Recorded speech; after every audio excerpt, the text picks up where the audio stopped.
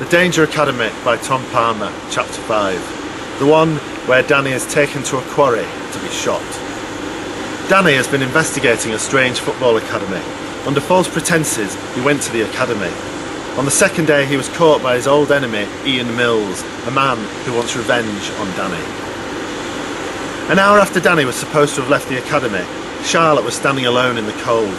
Where was he? Late. She had no choice but to phone him. She took out her purple mobile phone, a colour she was already regretting choosing. But, unlike an hour ago, there was no reception on it. Now what? She said. She was starting to feel worried about Danny, really worried. She snapped her phone shut. There was only one thing for it: go into the academy, find him. If he was in danger, nobody knew who she was, so she'd not be in danger. There was one man with his back to Charlotte when she opened the door and found herself in the reception area. But she knew he'd seen her. He watched her come in through the doors. "Excuse me," she said. There was no reply. "Hello?" The next thing Charlotte knew was the metal shutters were closing around her, the doors barring the exit. "Hey," she shouted, "I'm still in here." The van was not comfortable.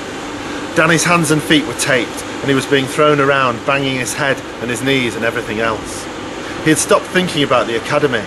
He'd stopped thinking that if his hands weren't bound, then he could phone Charlotte. He was thinking about what Mills had said: take him to a disused quarry, we'll do it there. And unfinished business. Danny didn't need to refer back to the other books he'd read to work out what was going on this time. They wanted to kill him. There was no doubt about that. He waited until the van felt bumpy, not the smooth tarmac of the main road anymore, but a rough track. Next, the van would stop. He braced himself.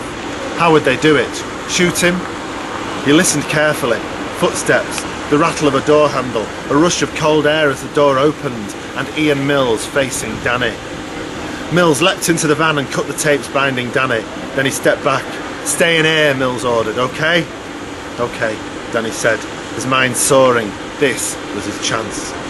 Mills climbed out of the van and shut the door. Immediately, Danny grabbed his phone and dialed Charlotte. Just as it started to ring, he heard a phone outside the van ringing too. Good, he thought, that'll buy me time. Then the van door opened, and Danny saw Mills standing grinning, holding up a purple phone. "Guess whose this is?" Mills goaded. Danny crumpled inside.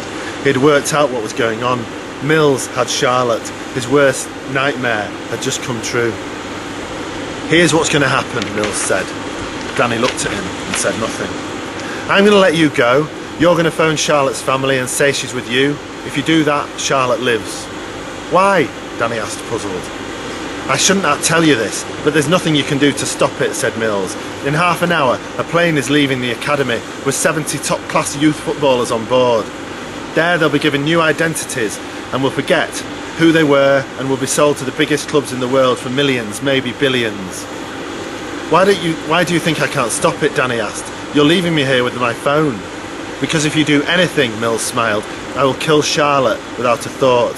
And I'm pretty sure you would rather the world fell apart than see anything bad happen to Charlotte." "And if you leave her once you've gone, and you'll leave her once you've gone?" Danny asked, thinking this was becoming too simple, too easy. "Oh no," Mills smirked, "I'm keeping her. We'll help her forget who she is too, give her a new identity. Charlotte Mills, how does that sound to you?"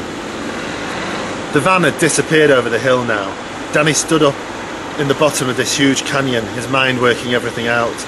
Mills had been right about one thing: Danny would not call the police. And Danny would let her parents know she was okay. He would do everything asked of him, to be sure to keep Charlotte safe. But Mills had not said that Danny could not return to the airfield, nor had he said that Danny could try to stop them taking the players and his best friend, Charlotte.